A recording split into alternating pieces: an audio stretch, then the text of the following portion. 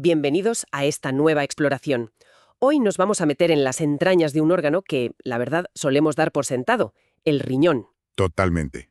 Y la pregunta central que nos plantean los materiales que hemos analizado, un capítulo de un texto de fisiología, es... Es fascinante. A ver, Cada día comemos y bebemos de una forma, pues caótica. Un día una comida saladísima, otro día varios plátanos ricos en potasio. A veces bebemos mucha agua, a veces poca. ¿Cómo es posible que nuestro cuerpo no entre en cortocircuito con esta anarquía de entradas? es la pregunta clave. Porque si lo piensas, el entorno interno de nuestras células necesita una estabilidad casi perfecta para funcionar. Claro. No puede haber fluctuaciones bruscas. La respuesta, como bien dices, está en este guardián silencioso que libra una batalla química constante y de una precisión asombrosa. Pues sí, hoy vamos a descubrir los secretos de su funcionamiento. Exacto. El objetivo es desvelar cómo este laboratorio interno gestiona minerales vitales y el volumen de nuestros líquidos. Y para abrir boca, un dato del texto que me pareció una auténtica locura. ¿Así? El 98% de todo el potasio del cuerpo está dentro de las células. Dentro sí. El control sobre ese minúsculo 2% que circula por fuera es tan vital que un pequeño error puede literalmente detener el corazón. Ahí está el drama y la elegancia del sistema. No es un simple filtro, es un regulador activo, un sistema de ingeniería biológica que toma decisiones segundo a segundo. Vaya. Vamos a analizar los bucles de retroalimentación y las hormonas que orquestan este equilibrio, un baile químico que lo controla todo, desde los latidos del corazón hasta la presión arterial. Pues empecemos por ahí, por ese ion tan delicado, el potasio. Lo primero que salta a la vista en el texto es la obsesión que tiene el cuerpo con su concentración en el líquido que baña nuestras células. Sí, Se mantiene en un rango diminuto, alrededor de 4,2 miliequivalentes por litro. ¿Por qué esta paranoia biológica? pues porque ese 4,2 es la clave que, por así decirlo, arma o desarma nuestro sistema nervioso y muscular. Es el voltaje de la batería. Ah, claro. Una pequeña desviación, y el potencial eléctrico de las membranas celulares se altera por completo. Si sube un poco, el corazón puede fibrilar. Si baja, los músculos pueden paralizarse. Qué delicado. Por eso el cuerpo protege ese 2% extracelular con un celo extraordinario, usando el gigantesco 98% intracelular como un colchón, como un almacén de emergencia para amortiguar cualquier golpe. Vale, entonces es como una defensa a dos niveles, ¿no? Eso es. El texto habla de una respuesta inmediata, a corto plazo, y luego ya la solución definitiva a largo plazo. Exacto. Y la inmediata, si no me equivoco, es simplemente esconder el potasio, como meterlo debajo de la alfombra. Tal cual. Es la primera línea de defensa, la redistribución. Imagina que te comes una ensalada enorme con aguacate y plátano. Vale. De repente, tienes un pico de potasio en la sangre. La respuesta inmediata del cuerpo no es eliminarlo, sino meterlo a toda prisa dentro de las células para quitarlo de la circulación. Ah, La insulina que se libera después de comer es la hormona que abre las puertas de las células para que entre el potasio. También lo hacen la aldosterona y la adrenalina. lo que significa que en situaciones patológicas, como en la diabetes sin insulina, este mecanismo de esconder el potasio falla y se puede acumular peligrosamente en la sangre. Precisamente, la falta de insulina o de aldosterona, en la enfermedad de Addison, por ejemplo, hace que el potasio se quede fuera o incluso salga de las células. Y eso crea una situación de alto riesgo. Claro. Pero esta redistribución es solo un parche temporal. La solución definitiva, a largo plazo, es tarea del riñón. Y aquí es donde la cosa se pone, bueno, donde se pone realmente interesante. El riñón tiene que asegurarse de que lo que sale por la orina es exactamente igual a lo que entra por la boca. ¿Eso es? Unos 90 o 100 miliequivalentes al día. Pero su método es de todo menos delicado, ¿verdad? Para nada. Es una estrategia de fuerza bruta y precisión quirúrgica combinadas. Un proceso en 3 pasos. Primero, la filtración. A ver, El riñón arroja a los túbulos una cantidad demencial de potasio, unos 756 miliequivalentes al día. espera un momento. ¿756? Sí. ¿Me estás diciendo que el riñón filtra casi 8 veces la cantidad de potasio que ingerimos en un día normal? Está procesando una cantidad enorme. ¿Por qué tanto esfuerzo? Porque eso le da un control absoluto. El segundo paso es la reabsorción. De esos 756 que tira, recupera de forma casi automática la inmensa mayoría, más del 90%, en las primeras partes del túbulo. Entiendo. Entonces, la estrategia del riñón es radical. Primero, tira casi todo el potasio a la basura y luego, con una precisión de cirujana, decide cuánto tiene que secretar al final. Exacto. Es un sistema de tirar todo y revisar la basura, en lugar de seleccionar cuidadosamente lo que se tira. Has dado en el clavo. Esa es la magia. El ajuste fino ocurre en el tercer paso, la secreción. Ajá. En la parte final de los túbulos renales hay unas células especializadas, las células principales, que son las que toman la decisión final. Son ellas las que bombean activamente el potasio sobrante desde la sangre hacia la orina. Y este paso es el que se regula con una finura exquisita. Ahí está la clave. ¿Y quién manda sobre esas células? O sea, ¿qué les dice? ¿Hoy toca eliminar más potasio o hoy hay que ahorrar? Pues hay 3 factores principales que actúan como sus directores de orquesta. El más directo y potente, según el texto, es el propio nivel de potasio en la sangre. Ah, mira. Estas células son como sensores directos. Si el potasio sube un poco, se activan y empiezan a secretar más, sin intermediarios. Muy eficiente. ¿Y los otros? El segundo es la hormona aldosterona. Aldosterona, vale. Es un potentísimo estimulador de la secreción de potasio. Y aquí viene la elegancia del sistema. Un nivel alto de potasio en sangre estimula directamente a las glándulas suprarrenales para que liberen más aldosterona. Ajá. Esta viaja al riñón y le ordena a las células principales que secreten más potasio. Es un bucle de retroalimentación perfecto. Exacto, se autorregula. Potasio alto estimula aldosterona y la aldosterona elimina el potasio. Entendido. Me falta el tercer factor. El tercero es más mecánico, el flujo de líquido en el túbulo. El flujo. Sí, si el flujo es rápido, como cuando bebemos mucho o tomamos ciertos diuréticos, el líquido literalmente arrastra y se lleva al potasio que las células van secretando. Claro. Esto mantiene el gradiente de concentración muy alto y favorece que siga saliendo más potasio. Es como si el río se llevara lo que la orilla va soltando, animando a que suelte más. Qué bueno. Y a esto se suma el estado ácido-base, que también modula la secreción. Vale. El manejo del potasio es una proeza de control fino, casi paranoica. Pero el riñón no es un especialista en un solo ion, ¿verdad? El texto también explica cómo hace malabares con el calcio y el fosfato, que presentan un desafío completamente diferente. Totalmente. Si el potasio es el ion del potencial eléctrico, el calcio es el de la excitabilidad. Su nivel en sangre también está bajo un control férreo. Claro. Si baja demasiado, en la hipocalcemia, los nervios se vuelven hiperexcitables y los músculos entran en espasmos, un cuadro que se llama tetania. Uf.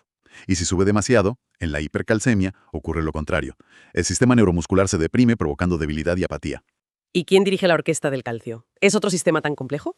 Aquí el protagonista principal es la hormona paratiroidea, la PTH. La PTH. El sistema es muy directo. Cuando el calcio en sangre baja, las glándulas paratiroides lo detectan y liberan PTH. Y esta hormona actúa como un general en 3 frentes para subir el calcio. ¿En 3 frentes? Sí, ordena a los huesos que liberen parte de su enorme reserva, activa la vitamina D para que absorbamos más calcio en el intestino y, lo que nos importa aquí, le dice al riñón que sea extremadamente ahorrador y reabsorba casi todo el calcio que filtra. O sea que evita que se escape por la orina. Justo. Solemos oír hablar del calcio y el fosfato juntos. Me imagino que el riñón los trata de forma parecida. Pues curiosamente no, son como las dos caras de la misma moneda y la PTH a menudo los regula de forma opuesta. ¿Ah, sí? Con el calcio, el riñón reabsorbe un 99% y la PTH afina esa reabsorción al final. Con el fosfato, el sistema es diferente.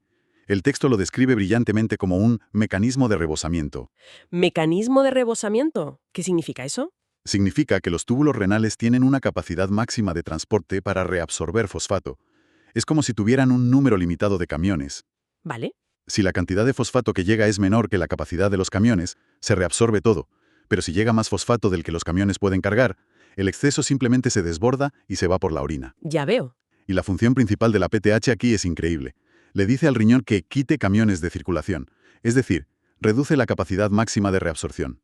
Al hacerlo, fuerza que más fosfato se desborde y se elimine. Es fascinante. O sea, para regular el calcio, la PTH le dice al riñón, ahorra más. Exacto. Pero para regular el fosfato, le dice, sé menos eficiente, deja que se te escape.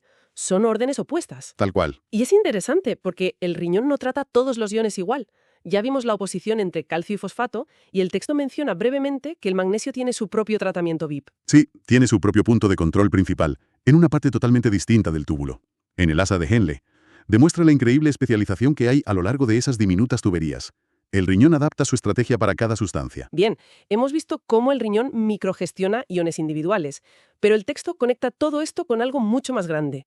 El control del volumen total de líquido en nuestro cuerpo y, por extensión, de la presión arterial. Ajá, Aquí es donde todas las piezas encajan, ¿no? ese es el gran final de la sinfonía. Porque a largo plazo, el volumen de nuestros líquidos depende de una sola cosa, el balance de sal, de cloruro sódico. La sal. Y para regularlo, el riñón tiene un superpoder. Y aquí está la idea clave de todo el capítulo. El riñón tiene un sensor de presión arterial increíblemente simple y eficaz. No necesita que el cerebro le diga nada. ¿Cómo funciona ese sensor? Es un concepto llamado natriuresis por presión. Y es de una simpleza brutal. ¿Natriuresis por presión? Si la presión arterial sube, el riñón, por pura física de fluidos, empieza a excretar más sodio, natriuresis, y más agua, diuresis. Es como un dique de seguridad que se abre solo cuando el nivel del agua sube demasiado. Vaya. Esta es la razón fundamental por la que, a largo plazo, la presión arterial y el manejo de la sal están inseparablemente unidos. Explícame ese bucle de retroalimentación. Si como algo muy salado, ¿qué ocurre paso a paso? Pues imagina la secuencia. 1. Aumenta la ingesta de sal y agua. ¿Vale? 2. Esto aumenta el volumen de líquido extracelular y, por tanto, el volumen de sangre. Lógico. 3. Más sangre vuelve al corazón, que bombea con más fuerza, aumentando el gasto cardíaco. Y 4. El resultado final. La presión arterial sube. Y ahí es cuando el riñón, por ese aumento de presión, activa su dique de seguridad. Exactamente. Ese aumento de presión es la señal. Los riñones responden excretando el exceso de sal y agua, y no paran hasta que la salida iguala a la nueva entrada. ¿Y al final? Al final, el volumen y la presión vuelven a la normalidad. Es un sistema de control de ganancia casi infinita, como lo describe la ingeniería. Poderosísimo. Pero antes mencionamos hormonas como la aldosterona. ¿Dónde encaja en este sistema de presión? Sal y agua para subir la presión. Y otro que busca eliminarla para bajarla. Justo. A ver si lo he entendido. En el equipo retenedor o prohipertensión, los jugadores estrellas serían el sistema nervioso simpático, la angiotensina 2 y la aldosterona. Esos son. Le gritan al riñón: ¡conserva sodio a toda costa! Perfectamente resumido. Y en el equipo eliminador o antihipertensión, el capitán es el péptido natriurético auricular, o ANP. El ANP. Es una hormona que se libera en las aurículas del corazón cuando se estiran por un exceso de volumen. El ANP es el mensajero del corazón que le dice al riñón: estamos inundados, saca sodio y agua ya. Entonces, en una persona sana, un atracón de patatas fritas saladas sube un poco la presión. Un poco sí. Y esa pequeña subida es suficiente para, por un lado, activar el mecanismo de presión del riñón y, por otro, cambiar el equilibrio hormonal. Ahí está la clave. Se frena al equipo retenedor y se activa al equipo eliminador. Esa es la clave. La combinación del efecto directo de la presión y esos cambios hormonales permite a un riñón sano excretar cantidades enormes de sal con cambios mínimos en la presión arterial. El sistema es increíblemente robusto. Lo que nos lleva a la pregunta final, y más práctica. Hemos descrito un sistema de una precisión increíble. ¿Qué pasa cuando falla? Pues las consecuencias clínicas que se detallan en las notas son directas y graves. La hiperpotasemia, el potasio alto, es un ejemplo claro. Ajá.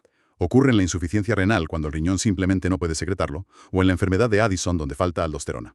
Y es peligrosísima por su toxicidad cardíaca. Y al contrario, la hipopotasemia, el potasio bajo, nos dejaría sin batería, causando debilidad muscular y parálisis. Exacto. Eso podría pasar por un exceso de aldosterona, que fuerza al riñón a tirar demasiado potasio. Exacto. O por el uso de diuréticos, que aumentan el flujo tubular y arrastran el potasio fuera. ¿Y si hablamos de la sal y el agua? Los fallos conducen a edemas e hipertensión. Claro. El ejemplo clásico es la insuficiencia cardíaca. El corazón no bombea bien y el cuerpo entra en pánico. Interpreta que falta volumen y activa la desesperada a todo el equipo retenedor. Simpático, angiotensina, aldosterona. Y el riñón se pone a retener sal y agua. Masivamente. Lo que ahoga aún más a un corazón ya débil. Es un círculo vicioso. Es increíble pensar que un fallo en esas pequeñas células del túbulo distal puede llevar a una arritmia mortal. Realmente pone en perspectiva lo frágil que es este equilibrio. El texto acaba con un caso especialmente trágico, la enfermedad ósea renal. Sí. Es una cadena de eventos devastadora en la insuficiencia renal crónica. El riñón no elimina el fosfato. Vale. El fosfato se acumula en sangre, se une al calcio y secuestra el calcio iónico, haciendo que sus niveles bajen. ¿Y esa hipocalcemia crónica? Fuerza las glándulas paratiroides a producir PTH sin parar. Y una PTH crónicamente elevada acaba literalmente devorando los huesos en un intento desesperado de liberar calcio. ¡Qué barbaridad! Resumiendo, está clarísimo que el riñón es mucho más que un filtro. Es un director de orquesta inteligente, que ajusta los niveles de potasio para proteger el corazón, que juega al ajedrez con el calcio y el fosfato bajo las órdenes de nuestras hormonas. Y que usa un sistema elegantísimo de presión y hormonas para mantener la presión arterial bajo control. Sin duda. Y es fundamental no olvidar esa distinción que hace el texto al final, porque hemos hablado del sistema de aldosterona y ANP, que regula la cantidad total de sodio y, por tanto, el volumen de nuestros líquidos. ¿Sí? Pero no hay que confundirlo con otro sistema distinto, el de la hormona antidiurética, la ADH, que se encarga de la concentración de sodio, o sea, de la osmolaridad. Son dos trabajos distintos. El riñón gestiona ambas tareas a la vez. Son dos trabajos separados, pero íntimamente conectados. Lo que nos deja con una última reflexión. Hemos visto cómo un sistema sano se adapta a una alta ingesta de sodio con cambios mínimos de presión, gracias a esa compleja red de seguridad. Y esto nos abre una puerta para seguir explorando. ¿Hasta qué punto la disfunción a largo plazo de estos sutiles mecanismos hormonales y de presión que hemos desgranado hoy podría ser la verdadera raíz de una epidemia moderna como la hipertensión crónica?